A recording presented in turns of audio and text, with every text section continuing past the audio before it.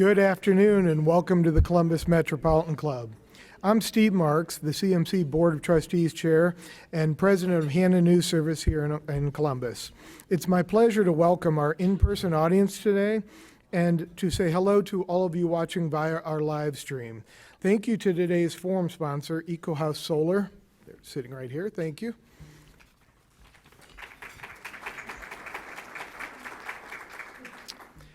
Today's CMC live streaming is presented by the Emergency Response Fund of the Columbus Foundation in partnership with the Columbus Dispatch and PNC. Thank you all. We'd also like to thank those of you who purchased a virtual seat for today's forum. We're very grateful for your continued support. You can learn more about CMC, register for events, join or renew your membership, purchase a virtual seat, or make a donation anytime at columbusmetroclub.org. Farmers have invested a lot, but they've also harvested the sun since the beginning of time. But a new crop is taking hold in Ohio, solar energy. As new alternative energy projects come to Ohio, the emerging solar energy surge has raised concerns in the legislature and spawned legislation to potentially shape its development by allowing local oversight for proposed projects. In fact, the governor signed that bill this Monday. Today, our distinguished panelists will discuss the solar business in a state not known for regular sunny skies and what the future might hold for solar energy in Ohio. I'll introduce the panelists by name and position. You can find more about each of them in your forum flyer and online. Please welcome Jason Rayfeld, Director of the Utility Scale Solar Energy Coalition, the Honorable Rob McColley, State Senator, 1st Ohio Senate District, Rob Slane, the County Administrator for Madison County, and our host today, Kate Bartter, Executive Director of the Sustainability Institute at the Ohio State University Office of Academic Affairs. Let's welcome them. Before we turn our program over to Kate, Jason will provide us with a brief overview, and he did say brief, overview of the solar industry. Jason, the podium is yours. Well, thank you very much. Good afternoon. I'm Jason Rayfeld, Executive Director, Utility Scale Solar Energy Coalition. Really happy to be here today and appreciate this opportunity. This is my first time doing sort of a presentation to an actually live group. I've done lots of them where all your heads are in little rectangular square boxes and I'm sitting at home in front of my computer. It's much better like this. Feels like we're trending towards normalcy. Although if I had to be honest, there are some things I don't want to go back to normal. Like those little stickers at the grocery store that tell you how far to stay apart. I kind of like those instead of someone's frozen foods being right up in my back when I'm trying to check out. So if we could keep the stickers, I'd be just as happy. So when Jane asked me, hey, can you give us a sense of why solar in Ohio, what's happening, what's making this happen all of a sudden and so quickly, I thought to myself, yeah, that'd be great. Their programs are maybe an hour long, hour and 15 minutes. I think I can squeeze it all into then. And I said, yeah, Jane, I can do that. And she said, great, you have 5 minutes to do it. So I'm going to talk a little fast and very high level and conceptual, and I'm probably going to leave some things out. And if you think I probably have. So I encourage you to ask questions about anything that you don't understand. So let's get right to it because I think the clock is probably already ticking. So let's talk about geography. A lot of eastern coastal states have passed what we call renewable portfolio standards, which require them to purchase a certain amount of clean energy. Many of those states can't build the clean energy. As you likely know, wind, solar, two primary clean energy sources, they take up a lot of space. Those eastern states don't have the space. They've got grid congestion. They've got population density. And as far as solar is concerned, their states are mountainous or bumpy. That's a no-go for solar. It's got to be flat. So they come west, and what do we find? We find Ohio, which is excellent topography for solar. And I'm only talking about solar today. It's flat. We're able to do what we call greenfield development, which is on farmland, which is already disturbed, it's already plowed, it's largely flat, it's well situated for solar. Those are some of the reasons. Another reason is transmission capacity. Ohio has a very, very well-developed transmission system that has plenty of capacity on it. In part, it's got capacity because the low price of gas has pushed some coal plants just out of the money, and so they've shut down, opening up a lot of capacity for other types of generation, like solar, to come online. Just as an additional point, an important component of that transmission in regards to generation like solar is it's got to be close. If it's too far away, it's very, very expensive to build an extension of a transmission line. It makes the whole project not financially viable. Another reason, panels have become much more efficient. So places like Ohio, which aren't sunny year-round like Utah or Nevada or New Mexico or some parts of California, solar works now. They're much, much more efficient. They've also become much, much cheaper. In fact, according to the National Renewable Energy Laboratory, the cost of silicone solar cells has fallen from $76 per watt in 1977, which I think maybe the only customer then was probably NASA, to 2020, it's about 20 cents per watt. So that's a massive reduction in cost, allowing this technology to become much more widely available.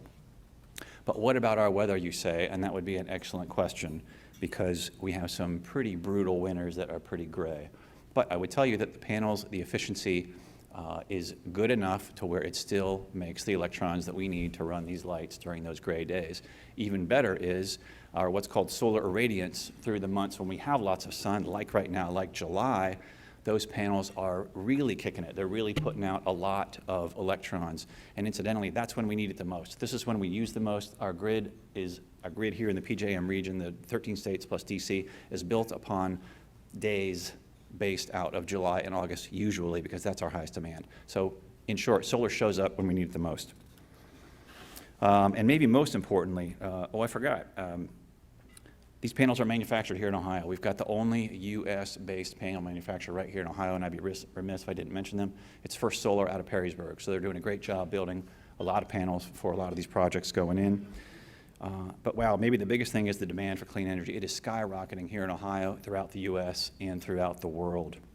As you likely know, data centers like Amazon and Google and Facebook are buying entire projects to meet their sustainability goals. You may know that GM and LG are partnering on a very advanced battery factory up at the old Lordstown plant, in no small part because of the solar farms that are going in here in Ohio. And this is part of a global trend.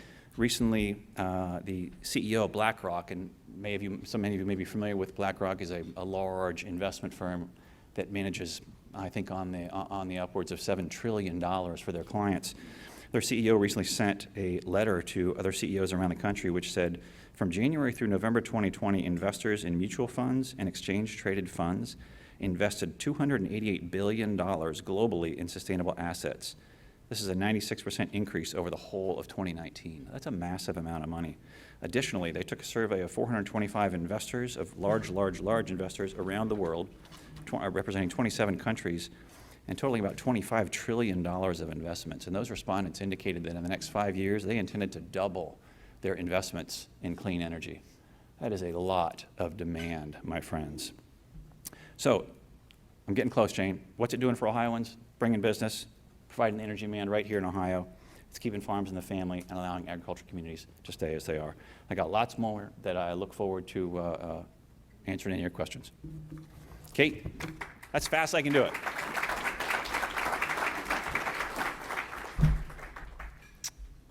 Good afternoon, everyone. Thanks, Jason, for that helpful background. I want to start today by thanking the CMC for inviting me to moderate this session today. I will say that I love to talk about energy. This is a fascinating and timely and very complicated topic. I'm really fortunate to work for Ohio State, where we have many researchers working on all kinds of issues related to meeting the increasing global needs for more energy in more sustainable ways. We're trying to teach the next generation of leaders about this topic, and certainly the future of solar is one of those critically important topics. I have tried to keep up with what's happening in our great state with solar energy for many years. I've been sort of in this space for probably at least 30 years, probably more than I should admit, but I've never seen the amount of utility scale projects for solar being proposed in Ohio that's been going on the past couple of years, and maybe in many ways the past year. Just to kind of level set what we mean by utility scale solar, we're talking about 50 megawatts or more of energy being provided. So we're really not talking about putting solar panels on individual homes or businesses, although frankly there are some really exciting projects in Ohio going on that might be a good forum for another Metropolitan Club talk. I just happened to see some pictures this week about JP Morgan Chase's big solar installation up at their Polaris Corporate Center. Very impressive project, going to provide a lot of meeting a lot of their electricity needs. But that's not really the topic of today's forum, and I just thought I would raise that, having just looked at that project. So yes, we're talking about utility scale. Ohio is probably the 4th or 5th largest user of electricity in the country. We need a lot of electricity to power our homes, our offices, and increasingly, as we think about the future, probably our transportation sector. Now, I think as Jason mentioned, it seems to me that we could borrow the mantra used by realtors and say that when it comes to siting new utility scale solar, it's all about location, location, location. And our panelists are going to talk more about the challenges and opportunities associated with locating more solar projects in Ohio, the important role of local input in that process, the long-term impact these developments might have on Ohio's land and Ohio's economy. I'm going to start, and let me assure you, none of this has been rehearsed by any of us ahead of time. We're going to start by giving our 3 panelists the opportunity to just share a few opening thoughts about where they see solar fitting into Ohio's energy needs. We've already heard a bit of history from Jason, so I'd like to ask Senator McColley to start this off. I do want to say, I'd be remiss if I didn't recognize that it's great to share the stage with another Ohio State University graduate. So thank you, Senator, for that. And I know you've spent a great deal of your own personal energy working on this issue this year. A lot of people have told me you've become a real student of this topic, and we're certainly impressed by the level of effort you made to delve into this topic. Can you share some of your general thoughts about this? And then we'll have our other speakers just provide a couple of minutes. Sure. Well, thanks for having me here. I do appreciate it, and go Bucks. So I will say this, that solar has the opportunity to really change the way we think about renewable energy in some respects in the state of Ohio. Renewable energy is not new per se to the state of Ohio. We've had wind energy here in the state of Ohio and large-scale utility projects for probably over a decade at this point. But solar, as you mentioned before, is coming in a large wave right now. It has the potential, if done correctly, to be a win-win for many of the people involved, not just the landowners, but also the local school districts, the local governments, and the developers, of course, and the end users. But there needs to be an awful lot of input into that process on the front end to ensure that we can reach that optimal result. And that's really what we've been working on in the legislature. Thank you. Rob Slane, great to meet you today. It seems like Madison County is one of those areas in Ohio that might meet those location criteria that developers are looking for. What are your general thoughts about where solar fits in to the future of your county? Well, thanks for having me, first and foremost. From Madison County's perspective, we see solar as a huge win for our community. It has a significant impact on the school districts. And for those of you that are familiar with Madison County, it's mostly rural. So we have some school districts out there that have limited resources as far as increasing revenue. And these solar projects are just a windfall for them. Not only that, but in the community as a whole for additional economic development, workforce development, that sort of thing. But another thing that we considered is the impact of the solar projects on the infrastructure of the county in boosting economic development and revenue at the local government level. Typically, when you have like a residential development or that sort of thing, you have to increase your police force, your sewer and water, your roads, that sort of thing. With these solar projects, there's pretty limited impact aside from the initial construction. After that, they're just there generating revenue for the county. So we see it as a bright spot in Ohio for us. Can we just dig a little bit deeper into the issue of where all of this demand is coming from? And, you know, I know because none of you are really the users of the energy. You're all representing different aspects of this, but maybe start with, and maybe this is a who's behind, where is this energy going to go from these large solar projects? Jason, maybe you want to start with that. Sure, happy to do that. Thanks, Kate. So this demand started really with corporate demand, with corporations deciding they were going to institute sustainability goals, or ESG goals, as they call them. There's a great organization called the Renewable Energy Buyers Alliance, or REBA. And if I had thought further ahead than this morning, I would have had this giant printout. These are sort of their leadership of REBA, and I promise you would recognize nearly every one of the logos on that sheet that simply have decided we want to be good corporate citizens. It's important to us that we manage our impact on the environment and do as much as we can for climate change, clean air, what have you. So I think that's where it really started. You've got, it's sort of bled over into cities. Columbus and Cincinnati, right here in Ohio, are driving that demand further by enacting their own sustainability goals. Rob Slane, do you want to touch on that? Sure, I can add to that. With Madison County, we're really on kind of the precipice of development. We see a lot of economic development in our future. And along with that economic development, we have companies such as Amazon that is asking for green energy, renewable energies. So we feel that's a feather in our hat to be able to go to those companies and say, we have 3 existing or soon-to-be existing projects and 2 more in the works. So without, so the companies are pursuing this as to meet their own goals, but anyone want to take it one step further and say, what's behind the corporate interests? Is it investors? Is it consumers? Is it climate change? Anyone want to comment on taking that just one step a little bit deeper into the demand side?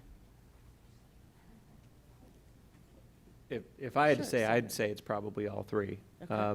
It's something that these companies are in business to make money. They're in business to serve customers, and they're in business to serve their shareholders. And so, for a variety of reasons, I think we are seeing a growing trend of companies that want to be more green.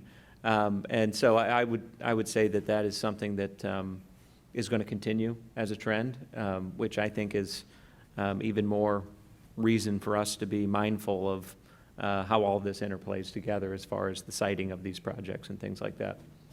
Thank you. So maybe we could talk a little bit about, Jason, in your opening comments, you talked about that places on the East Coast not being as suitable for solar as Ohio based on just the geographic topography and the topography of the state. But can you provide this audience with a little more clarity on how much land do we need for a large solar project, and how much of Ohio is, from your members, really suitable for this kind of development? So that's a great question, Kate. As far as how much land is needed, it really depends on the project itself. If rule of thumb with development, depending on the project, is you're looking at probably 5 to 7 acres per megawatt. And that's going to depend on things like setbacks, whether there are wetlands, whether there are lands within the project footprint that you do not put panels on, but you protect for whatever reason. So if you take, I'm a lawyer, not a scientist, so I like the round numbers. If you take a 100 megawatt project, which is probably representative of some of what they are, you're going to look at 500 to 700 acres for a project of that size. The estimates that I have seen are that there are upwards of 10 million tillable acres in the state of Ohio. And so even if you talk about all of the even potential projects that are out there being built, whether they be I think it's 38 or 39 projects in the Ohio Power Siting Board process right now, and what's in the PJM queue, which is where sort of out there projects got to sort of sign up and get approval to be built. Even if all of those would be built, and they won't be, it's a speculative development as a speculative discipline. And maybe I'm looking at one of my members here, one of my board members here, probably on the name of 15 to 25% actually get built. So so even if everything gets built, you're looking at an exceptionally small, our numbers tell us about 1% of that farmland is covered by solar panels. So I want to switch to Senator McColley. You really, your legislation that the governor just signed, it really was focused on local input. Can you talk a little bit more about what made you want to tackle this issue? What were you hearing from your constituents or others that led to the introduction of this bill? Absolutely. As I mentioned in my introduction, renewable energy is relatively new, but it's not as new to some parts of the state as it is to others.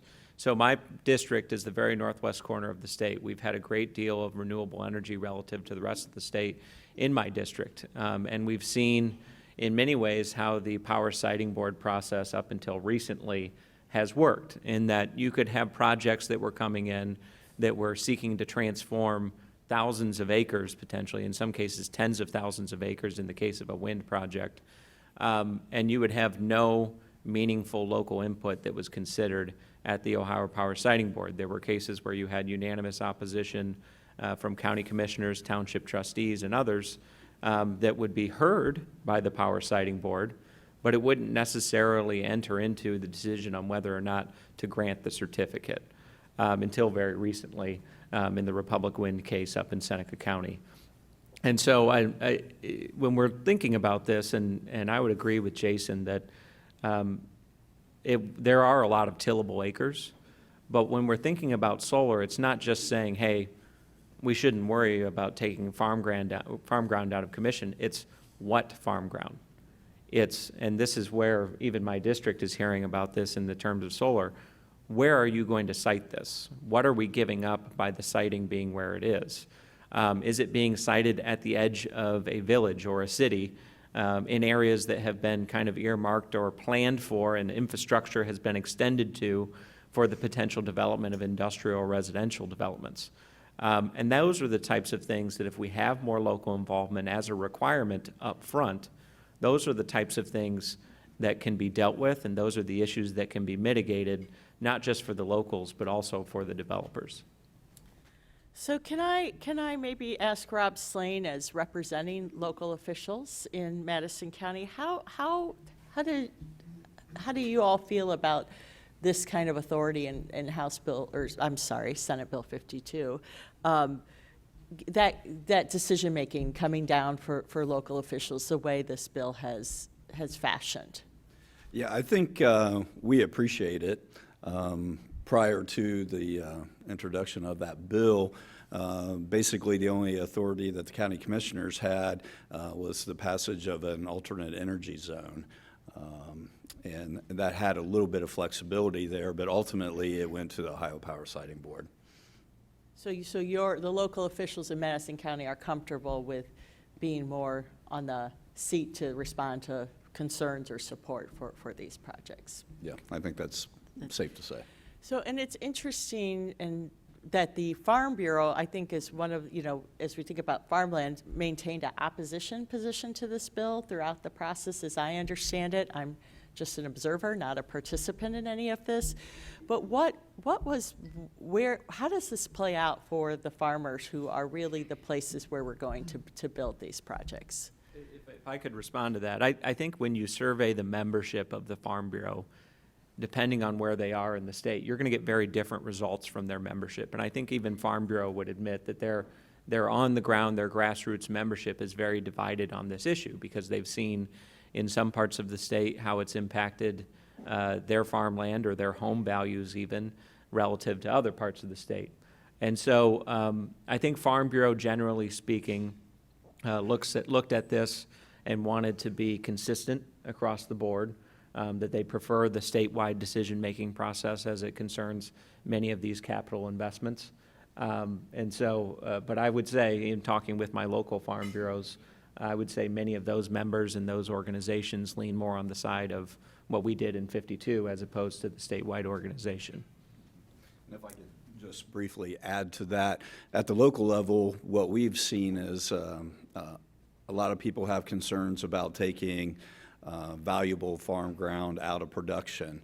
And typically we reply with, well, programs have been around since the 70s, taking farm ground out of production. You've got CREP programs, CRP, set-asides, that sort of thing. So taking farmland out of production isn't necessarily something new.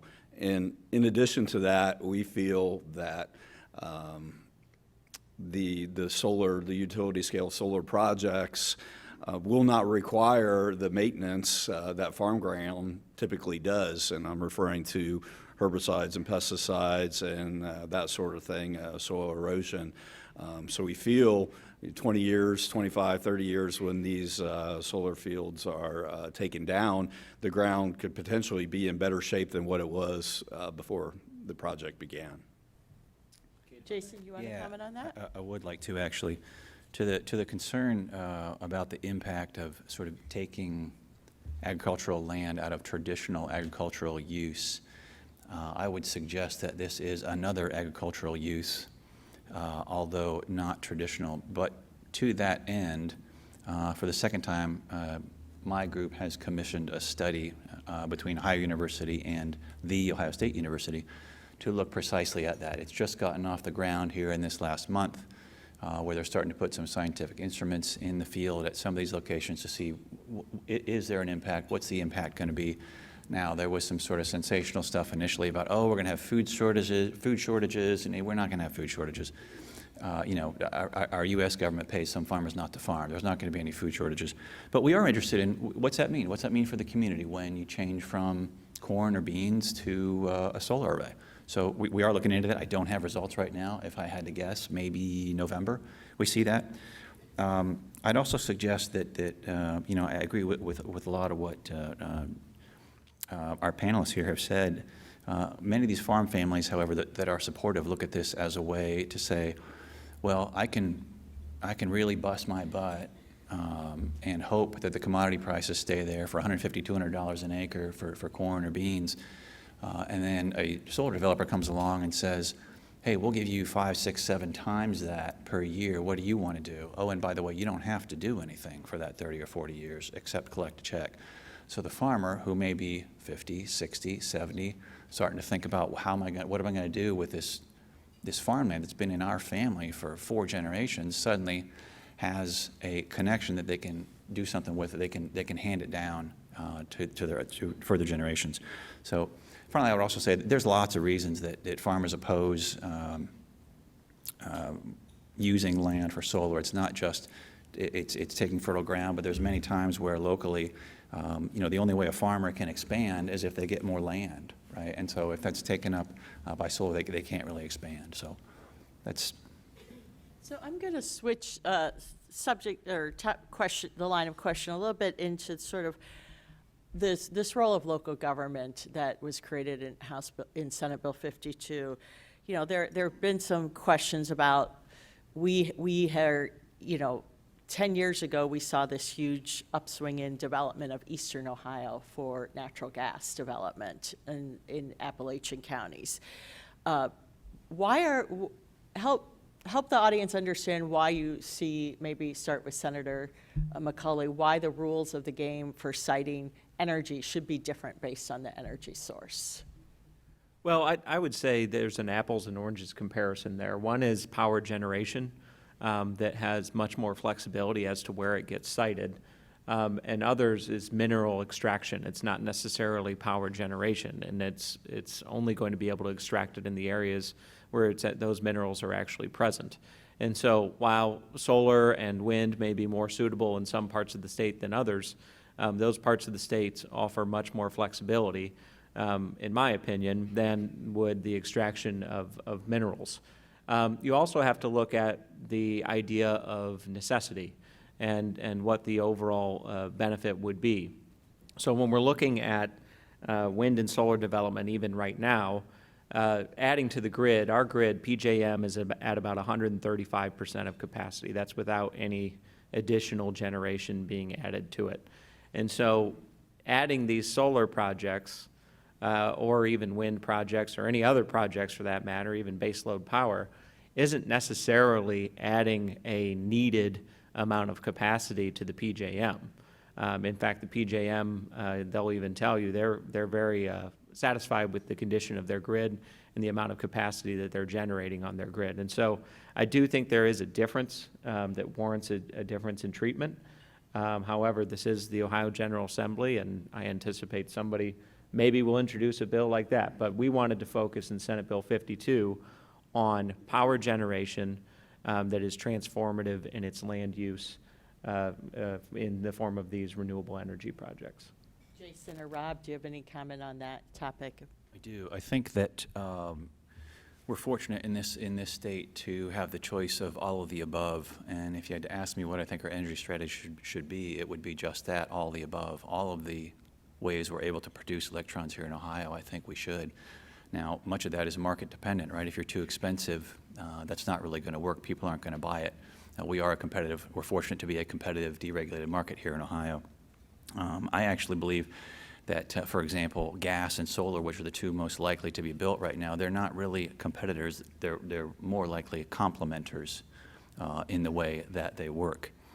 You know, and Senator McColley spoke to PJM and being happy with their grid.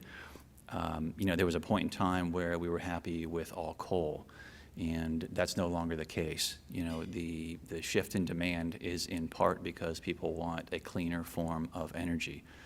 We tried with the scrubbers and the cleaners, and people moved on, and then there was gas, which is cleaner still, but still has emissions. And lately, in the case of solar, it's come on, and people said, hey, solar is viable, it works, and it's cleaner yet. In fact, there's no emissions, so let's move to that. So, you know, we could fill up our whole grid with coal, but just customers have moved on. It's not what they want anymore.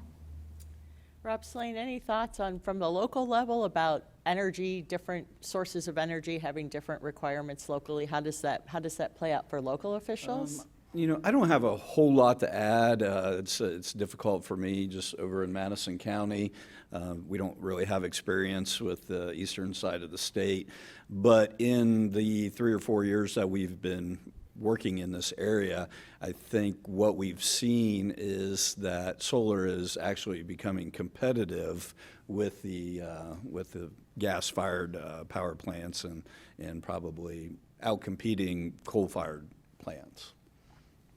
So as we, could I ask if anyone's willing to tackle the question of, as we think about Ohio's electricity needs, and as I said, we need a lot of electricity in this state.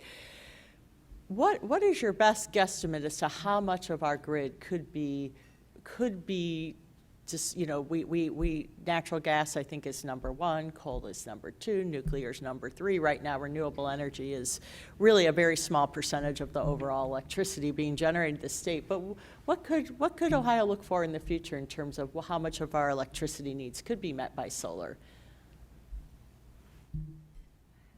Maybe it was a tough question to ask. Jason, I'm going to look at you, though. You're representing the industry. What are your thoughts? So I'm thinking of the number of projects that are, as I mentioned previously, at the Ohio Power Siting Board, and I think that number is 38 currently, and that means in pre-application all the way to actually constructed. I think that's how many are there right now. There are a number that are preceding that are in the PJM queue that I mentioned. That's a lot of solar for Ohio, especially in a short amount of time. If I didn't say it before, I'll say it now. I understand people's concerns going, whoa, wait, what's happening? What's all this change? I think that's healthy. I think that's reasonable. I think people, particularly in small communities, should say, what's this big change? What's this going to mean for me? And I encourage people to ask questions about it. I was speaking to a reporter just a couple of weeks ago, and his final question on the phone to me was, well, what should I tell people that have questions or maybe don't support this project? And I said, call the developer. Call the developer and put the hard questions to them, and if they can't answer them, I said, then maybe you should have concerns, but reach out to them. So as far as how much or what can we do with it, you know, there's plenty of demand and use for solar for all of it to come on. We're not in danger of overbuilding or building too much. It's a competitive market. It's going to be bought. Well, and I guess I was trying to make the point that even if all those projects are built, we're probably still under 10% of the load, I would guess. Solar right now is probably maybe 0.5% of the energy output in the state of Ohio. So, poised to become much larger, but I mean, we are in the infancy right now. It's small. So I think So I could keep asking lots and lots of questions, but we're going to move to our in-person because we want you all to have some chance to ask questions. Can I take just 1 second and ask one final question? And this has got to be a rapid answer. So what's the next big energy issue to be debated in the state of Ohio? Anyone want to venture? Senator McColley, what do you think it is? Well, I would say that the landscape at the Ohio General Assembly is constantly transforming, as we've seen, particularly in the energy space. And for those who are wondering, I'm glad we're repealing House Bill 6, not that it's related to this discussion. But the energy space has been one that's been constantly changing. And so I think it's just a matter of, from a policy standpoint, to what extent does the legislature want to get together and figure out what should that next step be? And how do we, I think everybody's in favor of freer markets, and so how do we foster something like that would be my broad answer to it. Jason, quick answer from your standpoint? We got batteries coming on, and how are we going to figure, how do those figure into our grid, and how do those help? I think that's going to be an issue. And Rob, I can ask you, but if you want to take a pass, okay. So I know Jane Scott's monitoring some. Do we have any questions from the live stream that you want to post? Yes, we do. Some I think you've already addressed, so I'll try to consolidate. And please, anybody line up behind me. We'll switch off with questions I have on the live stream as well as in audience questions. So they're complicated questions. Russell Marzette from Ohio State, these discussions focus on panels deployed directly to the land, which is a valuable natural resource. How do building integrated PV options compared to solar farms? Is the merit in a balanced approach? I don't even know if I understand the question.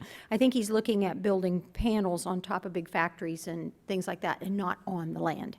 Yeah, Jane, I can speak to that briefly.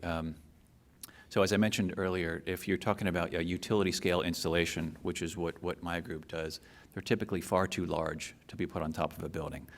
It's more expensive to put it on top of a building. Many buildings are not near transmission lines, so it lacks many of the characteristics needed for a utility scale development. That doesn't mean that, I think I read recently, companies like Walmart couldn't put panels on all of their retail locations, that's a lot of panels. It would represent a lot of power. And still get a lot of benefit. And frankly, a lot of companies are doing They that. are. That's why I mentioned at the beginning, this is probably a whole nother topic. I mean, you've got a large commercial installation up at Polaris done by JP Morgan Chase. What's motivating these? What are the trade-offs? How are those working? Is a whole nother topic for the CMC to delve into. Always plenty of topics. Ron Kenrich, this is about windmills, but can one still farm under windmills? And do taxes change if a farm is all solar?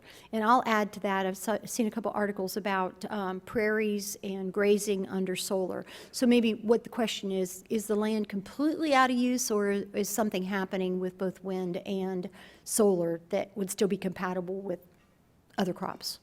So I'll give that a shot at the beginning too. I certainly don't speak for wind, but I would be surprised if there was farming sort of right up under the turbines, because from time to time it's going to need maintenance. I could absolutely be wrong. As far as the utility, the solar installations, there's many of my members are putting sheep or pollinator habitat or native species there to allow them to grow. There's no farming underneath it. There's just probably not enough room for the farm equipment. Solar panels, you're talking about probably a maximum height of 14 feet, usually in the 10 to 12 foot range. That's why Senator McColley and mentioned earlier, you can largely hide them with a view shed, native species, plants, good setbacks, and they're very, very difficult to see as compared to some other things. If I could, usually with wind turbines, there is a set aside at the base of the turbine that's maybe about an acre and a half, something like that, where there is no farming, but you can farm right up to that acre and a half. To the point that Jason just made, that's kind of a distinction between the two, is that normally you'll see these solar solar arrays and developments that have fences around them. And so it's largely area that's being unused underneath those panels. And I can address the tax question there. And as far as solar is concerned, that property does come out of the CAUV for your local taxes. And so you might want to say what the CUV is. Calculated agricultural use value. So essentially, a piece of property that may bring $68,000, $100,000 in CAUV that could double or triple for the tax base. Okay, great. Sarah Knutson, you've already answered part of this, but the second part, does the bill being discussed include local oversight of fracking? What about the right of the private landowner to decide best use for their land? So as we discussed earlier, it doesn't address fracking. That's an entirely different topic in my mind. But as far as best use is concerned, having local control over these large land use decisions is not a foreign concept. Jason mentioned earlier that many of these projects will be 500 to sometimes even 1,000 acres. To put that into a frame of reference, 640 acres is a square mile. And so many of them are going to be over a square mile, and they're not necessarily all contiguous to each other. And so it's going to be affecting many parcels as far as the neighboring parcels and things of that nature. And so I always bring up the example that if you owned 640 acres or square mile at the edge of town and General Motors came to you or Amazon or whoever else and said, hey, we want to build a facility on your land, you wouldn't just be able to hand them over the keys, so to speak, and say, okay, go ahead, start turning shovels. You would need to go through an awful lot of local approval to do that. You would need to go through zoning authority, you'd need to go through the planning commission, you need to go through an awful lot to be able to get to that point. Although this is not that per se, it is still transforming the land use from what it is currently and traditionally been used for into something that it has not been currently and traditionally used for. And therefore, it's not uncommon for there to be local involvement over that sort of thing. Chuck Lind asks, do the panelists believe that market demand shifts towards renewable energy will meet the recommendations of climate scientists? That's a tough, big question. I'll go first with that one. Energy production, climate change, a hotly debated topic amongst the scientific community, hotly debated amongst the political community. It's hotly debated pretty much everywhere. But I think universally agreed on is to impact this planet's changing climate is going to take a monumentally massive effort, and changing our generation mix is one piece of that. This won't do all of it. It's so complicated. So to that gentleman's question about can it meet the scientist's prediction, I'm not sure it can do that, but the solar that we hope to build here in Ohio is not going to be the panacea to start the climate getting colder again. So Trip Lazarus is asking, how do we as a society strike a good land use balance between solar and farming? And I would add industrial and, sprawl, making sure we have enough energy and food. Take a shot at that. In Madison County at the local level, we have a comprehensive land use plan that we review every 4 or 5 years, make changes as needed. We've also completed corridor studies, looked at areas of economic development, future economic development, those sort of things. So we will likely be adding some sort of land designation to our comp plan to essentially accomplish that goal of a good balance between ag and renewable energies, solar in this case. Also, we appreciate the bill that was introduced that allows the county commissioners to have a little bit more control over the situation. And then I think as Jason commented, or the senator commented, we don't want to see solar fields right next to the City of London. I mean, that's just something that doesn't make sense. So we appreciate that, that ability to kind of direct things in what we feel would be the right direction. I think you can gather from the commissioner's points is this is the entire reason we need these planning tools in place. This is the entire reason we need to have this required local involvement up front, is because these local elected officials in many cases are the ones who are best equipped to try and make these decisions, rather than a board that's dealing with technical nature and things of that nature, and the Power Siting Board down in Columbus, who are all appointees as opposed to elected officials from that local jurisdiction. Real briefly, follow up on that. Agree with everything. You know, and in large part, we're very supportive of local controls. A couple things that make us nervous about it. One is the misinformation that gets out there and gets to local officials before the project developer has a chance to even address the commissioners or the trustees and say, let us tell you about our project. I think that a cooperative effort amongst the developer or developers and local officials and the Ohio Power Siting Board is really the best way to come out with good development. I don't want bad development. My members don't want bad development because it hurts the industry. It makes our jobs much more difficult. Let me add to that real quick. I'd be remiss in not bringing it to everyone's attention that the 3 projects that we have going on in Madison County right now, and of course we got 2 or 3 more, each of the first 3 companies, they came to the board meetings. They said the next best answer to yes is no. And, you know, if it's going to have opposition here, we don't want to put our resources here. Those 3 companies, they kept us in the loop. We had our public meetings, our public hearings, and really they were easy to work with. So it wasn't necessarily a big surprise at any point in time for us. Hi, my name is Joe Campbell. I'm with Ohio State, and thank you for the panel this afternoon. My question actually builds on this exact conversation. I'm wondering if you look at other states or other counties or townships, where have been some successful examples of this creative local control element where developers have worked closely with local governments to come up with solutions that really work? Is there anything that you've looked to outside of Madison County or Ohio? I would say that, if I could, is that each state handles this very differently. You go to Indiana, and much of the decisions in Indiana are completely local, without much involvement from the state at all. You go to Michigan, there's required local involvement up in Michigan. In many of the states surrounding us, that is actually the case. Ohio was kind of unique in the Midwest as far as states that had a completely state-run system, which when it was set up in 2008, when the law changed to exempt these projects from local involvement or being subject to local rules or regulations, the thought was, well, we're going to do this for the proliferation of wind and solar development, primarily wind at that time, in the state of Ohio.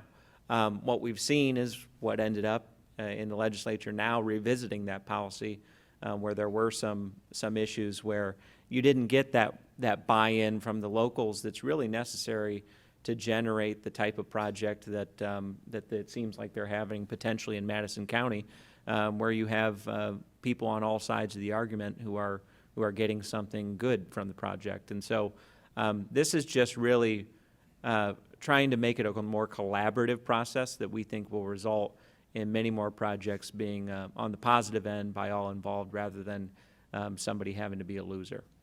Yeah, and if I may, thank you for your very good question.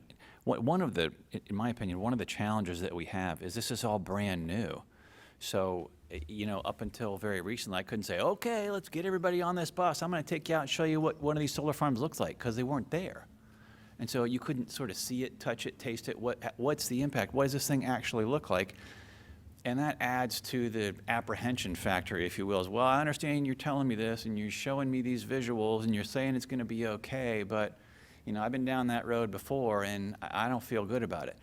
One of the things I hope will happen is as more are built, and you can say, hey, come look at this. Come look at this, and you see if it's right for your community. You see if this developer did a proper view shed and a proper setback and maintained drain tiles and all the things. I think that's going to be very, very helpful. One of the reasons why I'm not for bad development or bad community engagement at all, because it really makes it difficult for the good developers, one of those who's sitting right here. I think we have time for just one or two quick more questions. Or Okay, thank you. And again, thanks to the panel. Thanks for Jane for putting this panel on. So my name is Doug Miller. I work with Ohio's electric cooperatives. Full disclosure, I am in the utility industry, so I want to kind of pose a question about kind of this national debate on climate change and these net zero carbon goals and things like that. And first of all, Jason, I want to just acknowledge and thank you for kind of acknowledging that this all of the above strategy for Ohio is really important. You mentioned that solar is kind of like a fraction of this. And so Ohio's electric cooperatives, we are largely coal.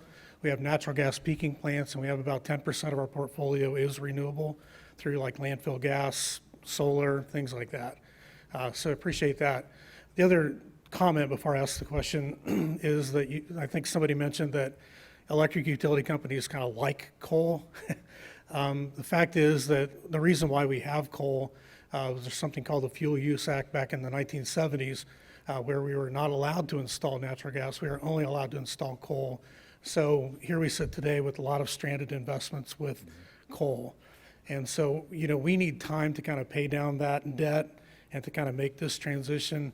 But this federal debate on climate change and these net zero carbon goals in less than 15 years, 14 years, we're to be a net zero carbon economy. And just kind of your perspectives on that as compared to your comments with the all of the above strategy, the fact that we do need coal, we do need natural gas, we do need renewables, things like that. So if you could comment on that, I'd appreciate it. Thank you. Great question. I have to be careful, or you're going to cost me my job.